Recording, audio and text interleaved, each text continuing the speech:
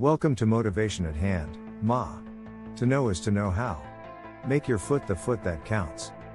Interior Secretary Deb Haaland announces progress on 15 clean energy projects. In a world where skies once pure, now gray. Climate change looms, we can't look away. Icebergs melt, oceans rise with might.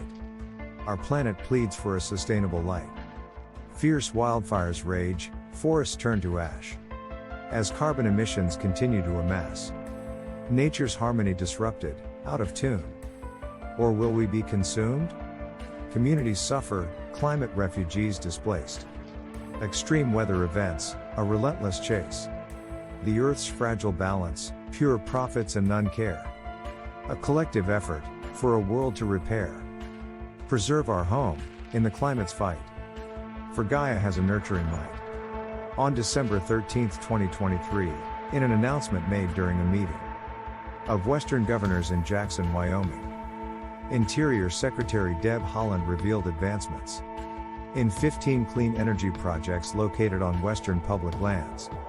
Notable among them are the Oberon and Arlington installations in Southern California, boasting a combined generation capacity of 864 megawatts. Sufficient to power over 250,000 homes, and both projects are now fully operational.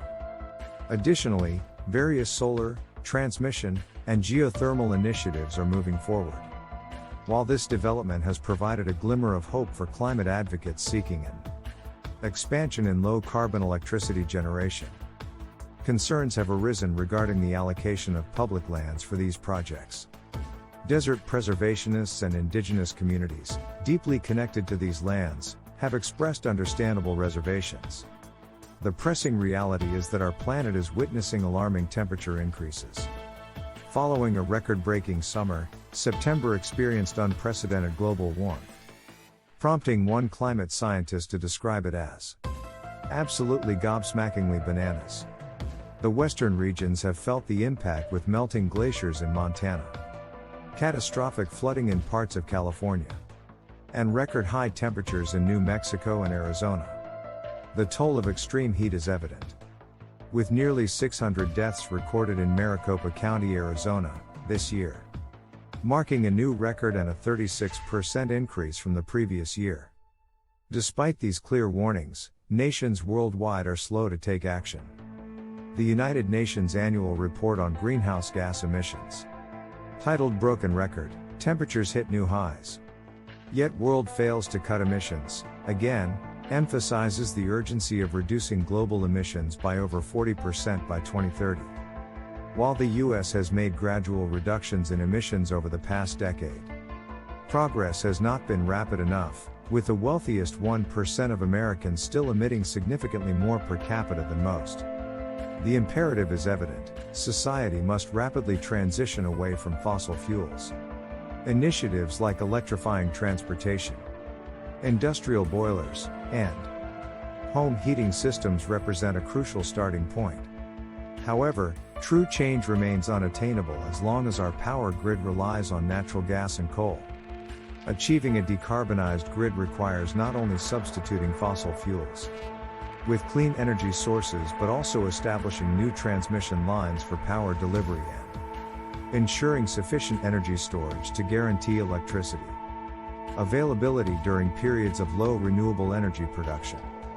This energy transformation must encompass distributed generation, including solar panels and battery systems on residential properties, commercial buildings, and parking lots. However, it is crucial to recognize that only well-funded corporations can execute utility-scale clean energy projects at the required pace. These large-scale facilities demand substantial space, capital, and resources, leading to their construction on public lands, a point of contention. Many of these projects face or are expected to face substantial opposition, often rooted in valid concerns about their impact on wildlife, landscapes, or cultural sites. Addressing these concerns is essential, and it falls upon land management agencies and developers to identify suitable locations and strategies to mitigate potential harm to lands, wildlife, and cultural sites. The initial step is clear: Project developers must engage local stakeholders well in advance of planning or proposal stages. While this approach may seem evident, developers often draft plans without soliciting public input until it is too late to make changes or halt projects entirely. An example is the Sun-Zia transmission project in southern Arizona, where construction proceeded despite objections from local indigenous nations.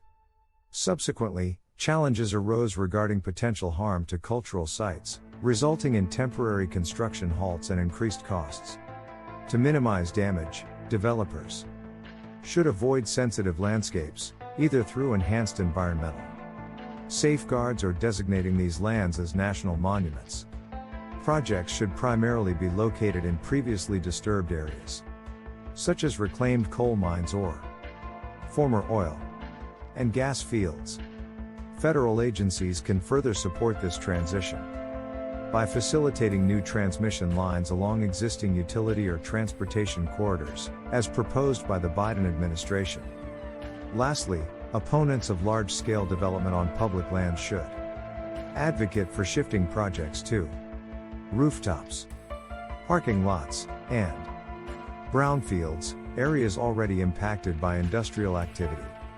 This entails resisting efforts to reduce incentives for rooftop solar and overcoming opposition to clean energy installations on private lands. Addressing the climate crisis presents a complex challenge, particularly for those who value public lands. While it may be emotionally wrenching to witness landscapes transform, we have clear choices on how and where to execute essential clean energy projects. Doing nothing is not an option. To the fossil fuel industry, profits not to be ignored. Consider the legacy you're leaving, unexplored. What about your children? Don't they reside on this earth, in the same world, side by side? Let's choose a path that's mindful and just for our children's future. In them we must trust to protect the planet, their birthright so dear. Much appreciation to you for giving of your time with us at Motivation at Hand. To know is to know how. We trust you will come back soon.